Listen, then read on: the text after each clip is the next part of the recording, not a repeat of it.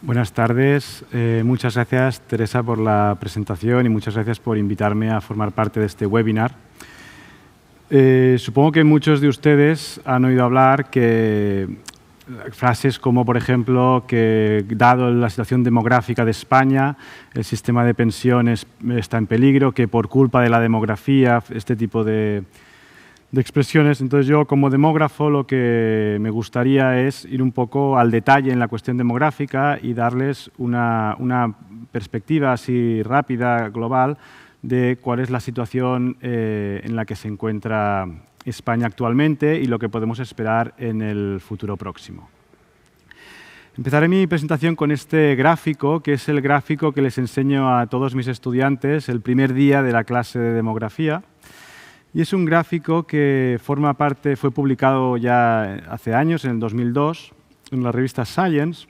Y como el título del artículo indica, Broken Limits to Life Expectancy, o sea, rompiendo los límites de la esperanza de vida. Es un gráfico que lo que hace es una idea muy sencilla, pero que a la par, al mismo tiempo, yo diría que es brillante, ¿no? Entonces, estos dos investigadores, Jim Open y Jim Boppel, lo que hicieron es, en respuesta a todas las proyecciones o estimaciones de cuál era el límite máximo de la esperanza de vida entre los en humanos, dijeron, bueno, pues vamos a ver retrospectivamente, vamos a intentar calcular las esperanzas de vida en años anteriores, vamos a ver cuál es el récord de cada año y vemos si este récord se ha ido superando o no. Entonces, lo que muestra este gráfico simplemente empieza en 1840. Se da cuenta que en aquel momento el país que tenía el récord en esperanza de vida era Suecia. Y así sucesivamente hasta llegar a la actualidad, en la cual Japón es quien conserva, quien tiene el récord. Y este gráfico muestra dos cosas.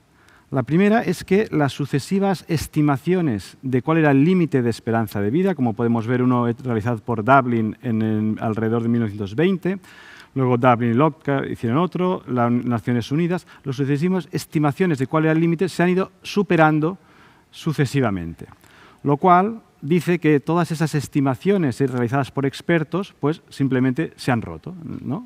Se han ido superando.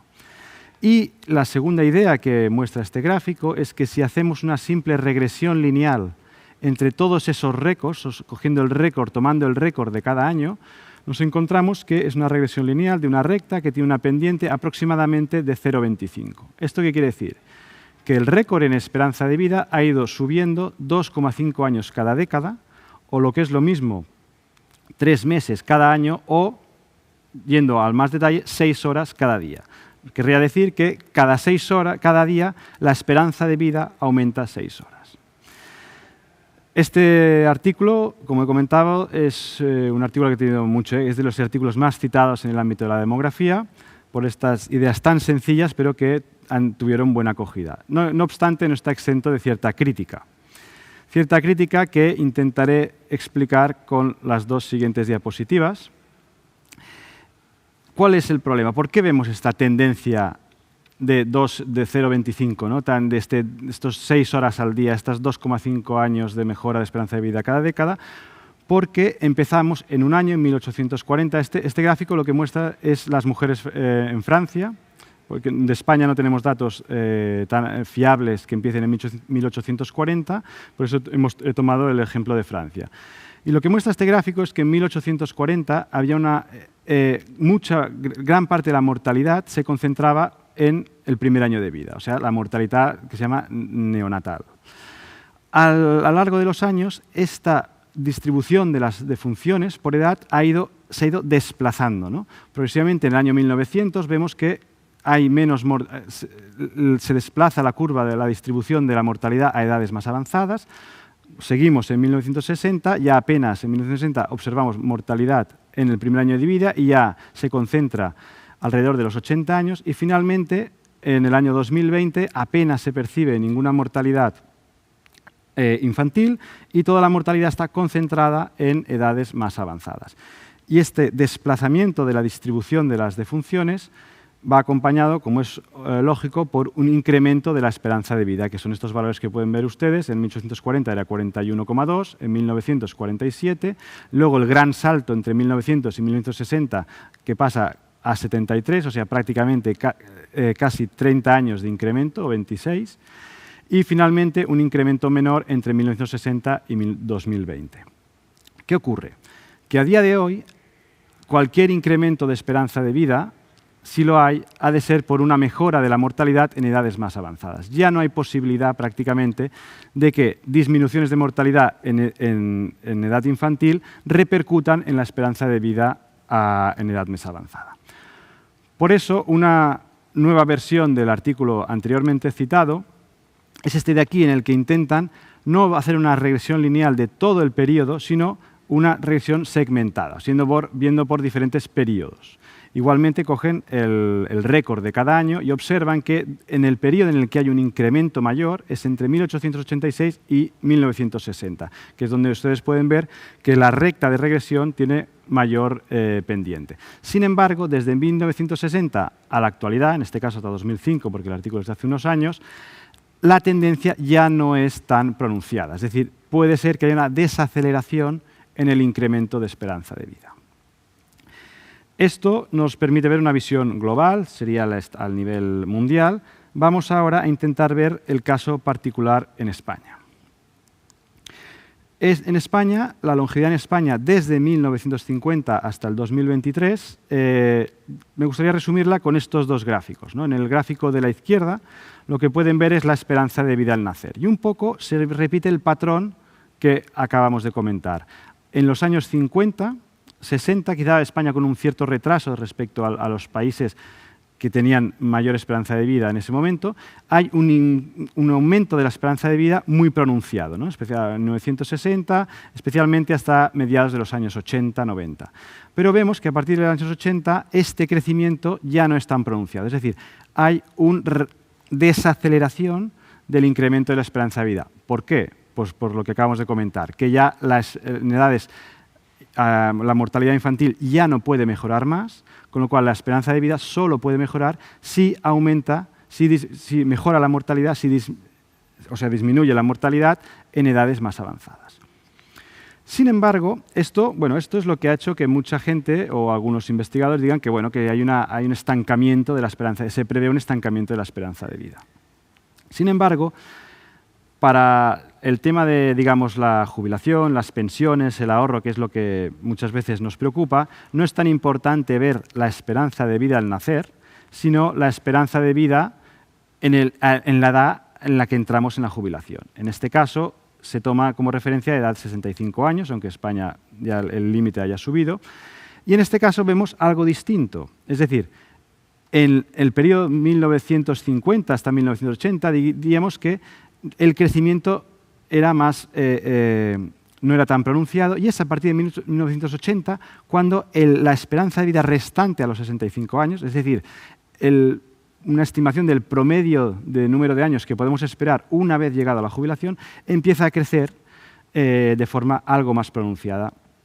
Pero lo más importante que cabría destacar de este gráfico de la derecha es que así como en la esperanza de vida al nacer podemos percibir un cierto estancamiento, en la esperanza de vida restante a los 65 años, este estancamiento a día de hoy no se observa, excepto, es cierto, un pequeño bajón que se ve en ambos gráficos debido al coronavirus. En el año 2020 bajó ligeramente la esperanza de vida. ¿Qué nos indica esto? Nos indica que la esperanza de vida a los 65 años, es decir, el promedio de años que se espera vivir una vez alcanzada la edad de jubilación, ha estado aumentando en España desde 1950 y no hay signos de que este crecimiento se vaya a estancar. Y yendo más concreto a los datos, podemos ver, por ejemplo, que en 1950 estaba alrededor de los 12 años, o sea, un jubilado podía esperar vivir 12 años de promedio, mientras que ahora estamos hablando casi de 22 años de vida restante. Luego me gustaría también vincular, ¿no?, la longevidad también a la fecundidad. Y para este caso se muestran dos gráficos. Uno es la esperanza de vida al nacer, que acabamos de ver, y el otro sería el índice sintético de fecundidad, que podemos interpretar como más o menos como un promedio de hijos por mujer en edad fértil. Y también este gráfico lo que pretende es comparar España con otro país de la Unión Europea, un país que frecuentemente usamos como referencia, ¿no?, hablando del modelo danés como un modelo a seguir. ¿Qué observamos? Pues observamos que en 1950 la esperanza de vida en España era muy inferior a la de Dinamarca, pero así como Dinamarca ha tenido un crecimiento más sostenido, en el caso de España el crecimiento ha sido mucho mayor, hasta el punto que a día de hoy la esperanza de vida en España es superior a la danesa. Pero en cambio, si nos fijamos en el índice sintético de fecundidad, vemos que en 1950 España y Dinamarca estaban a niveles parejos, alrededor de 2,5 hijos por mujer. España subió en los años 60, lo que sería el baby boom, mientras que Dinamarca empezaba a bajar, pero luego Dinamarca dejó de bajar en los años 80 y España siguió bajando hasta los años 2000. Y solamente el repunte, en parte impulsado por la inmigración a principios del siglo XX, hizo que España subiera un poco los datos de fecundidad. Pero a día de hoy podemos ver que España está muy por debajo de Dinamarca. De hecho, España ostenta los dos récords europeos. Tiene el récord de esperanza de vida, lo cual podemos interpretar como algo positivo, pero también tiene el récord de índice sintético de fecundidad más bajo. Ese récord europeo, no récord mundial, porque digamos el récord mundial creo que lo tienen Japón y Corea, que son países que no solo tienen una gran longevidad y baja fecundidad, sino que encima no tienen migración. Y en cambio en España nos salva el hecho de que los flujos migratorios han permitido relativizar o suavizar el descenso de la natalidad. Pero lo que podemos ver aquí es que esta alta longevidad y baja fecundidad al final no deja de ser, o se prevé que pueda ser una bomba demográfica, ¿no? O sea, algo que nos va a crear problemas para la sostenibilidad del sistema. ¿Por qué? Solo un pequeño inciso. O sea, ¿qué es lo que diferencia a España de Dinamarca, ¿no? Supongo que muchas cosas, pero en el caso de la fecundidad se podría decir que Dinamarca es un país donde hay muchas más políticas de conciliación familiar, un mercado laboral mucho más sólido, y eso permite que las familias puedan lo que se llama satisfacer la fecundidad deseada. Porque los estudios indican, no es que en España los jóvenes o los no tan jóvenes no quieran tener hijos, lo que los estudios indican es que hay una voluntad de tener hijos, hay una fecundidad deseada, pero no se reúnen las condiciones, ya sea laborales, de conciliación familiar, económicas, de mercado de la vivienda, que permitan a las parejas o a las mujeres en particular a poder satisfacer su fecundidad deseada. En cambio, Dinamarca sí que tiene una serie de políticas que se lo permiten a las familias. No hay que confundir estas políticas de conciliación con lo que serían políticas de natalidad. Una política de natalidad sería pues, un cheque bebé de 500 euros para tener hijos. No estamos hablando de eso, estamos hablando de un sistema que favorece, que fomenta, que ayuda básicamente a que las familias puedan cumplir sus deseos de fecundidad. Por lo tanto, un primer mensaje, supongo, sería que España, ¿no?, si queremos igualarnos al modelo danés, pues deberían haber más políticas para poder satisfacer la fecundidad deseada de las parejas. Y he mencionado hace un momento, ¿no?, que la alta longevidad y baja fecundidad se podría definir o se podría anticipar lo que, no sé si la palabra bomba demográfica es excesivo, pero sí que un problema o algo que debe ser gestionado. Y eso se ve en el siguiente gráfico, que nos muestra lo que es el Old Age Dependency Ratio, que básicamente es la relación entre la población de 65 años y más, o dividido entre la población entre 15 y 64 años. O sea, más o menos la población potencialmente en edad de trabajar. Lo que vemos en este gráfico, he añadido a Marruecos un poco como referencia a un país próximo, pero que con una situación socioeconómica completamente diferente, pero para que sirva como referencia. Lo interesante de este gráfico es ver que a día de hoy, en el año 2024, España y Dinamarca se encuentran en situación similar. alrededor de los 30-32 jubilados por cada 100 personas en edad de trabajar. Sin embargo, las proyecciones que realizan las Naciones Unidas hacen que en España este ratio vaya a subir enormemente, alcanzando en el año 2055 70 personas, individuos de 65 o más por cada 100 individuos de 15 a 64 años. ¿Por qué las proyecciones de España son tan negativas en relación a Dinamarca, ¿no?, cuando vemos que la situación actual es la misma? Bueno, punto número 1, por los niveles de fecundidad actuales, o sea, la baja fecundidad de España hace que las proyecciones sean pesimistas en cuanto al Old Age Dependency Ratio en los futuros años, y por otro lado, la estructura de población actual de uno y otro país.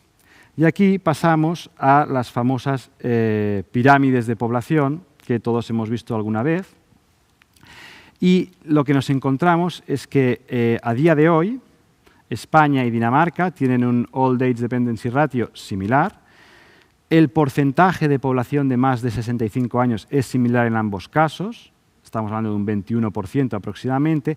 Sin embargo, España, como pueden observar, tienen este grueso de población que actualmente tiene entre 45 y 60 años, digamos los boomers, los nacidos durante el baby boom, que este grueso de población, a la hora de realizar proyecciones sobre qué es lo que esperamos en un futuro cercano y no tan cercano, hace que este ratio suba muchísimo. En cambio, en Dinamarca, el peso de los baby boomers no es tan notorio, no estamos esperando un gran volumen de población que de repente se va a jubilar. Está, digamos, más distribuido. Y esta sería, digamos, explicaría, simplificando, ¿no?, las dos grandes diferencias. Por un lado, la baja fecundidad de España comparada con Dinamarca y la llegada que se prevé de todos esos boomers en los próximos años que entrarán en la edad de jubilación. Vamos ahora a centrarnos exclusivamente en el caso de España y ver un poco la evolución de la estructura de población de España durante los últimos años. El sistema actual de pensiones nació en los años 60, pero digamos que fue aproximadamente el sistema actual que utilizamos actualmente es del año 78, ¿no?, cuando la versión definitiva, digamos, que tenemos hasta el día de hoy. Y en el año 78, el porcentaje de población de más de 65 años era un 11%. Es decir, se creó un sistema en el cual el peso de la población jubilada era un 11% de la población total. Esto ha ido evolucionando, hemos aumentado, hemos pasado de 36 millones, 37 casi, a casi 48 millones en 2024, pero ahora nos encontramos que la población de más de 65 años ha aumentado hasta el 21%. Por lo tanto, esto inevitablemente representa una carga, una mayor presión sobre el sistema de pensiones. Y ahora vamos a lo que sería la proyección futura, ¿no? Vamos al año 2055, que como he dicho es el año en el cual se llegará al pico del Old Age Dependency Ratio. En este caso nos encontramos que la población proyectada por Naciones Unidas es de un 37% con más de 65 años y un 30% con más de 70 años. Este es, digamos, la población, el peor escenario, el punto en el que, según las proyecciones, se alcanzará la peor situación. Y si vamos al 2070, digamos, para pensar en los que ahora los jóvenes nacidos en el 2000, ¿no?, que en el año 2070 tienen 70 años, están en edad de jubilación, estamos hablando de la situación mejorará ligeramente, con 35 con más de 65 años, un 29% con más de 70 y un 23% con más de 75. ¿Qué quiere decir? Que actualmente tenemos 21% con más de 65, en el 2070 un 23% tendrá más de 75. Esto nos puede hacer pensar que inevitablemente deberemos afrontar un mayor retraso de la edad de jubilación, ¿no? Por lo tanto, ya para acabar, Ideas que me gustaría destacar. Por un lado, que pese a que puede haber un estancamiento de la esperanza de vida en España, la esperanza de vida restante a los 65 años no hay visos de que se esté estancando, sigue aumentando. Son necesarias políticas para que se cumpla la fecundidad deseada de las familias, ya sea con más inversión en vivienda, conciliación familiar. Una inmigración casi necesaria para poder conservar el sistema. Retraso de la edad de jubilación, seguramente imprescindible, viendo las proyecciones futuras de la estructura de población en España. Y, por lo tanto, también un poco, inevitablemente también, redefinir cuál es el sistema de pensiones o intentar fomentar lo que sería la previsión social complementaria para poder cubrir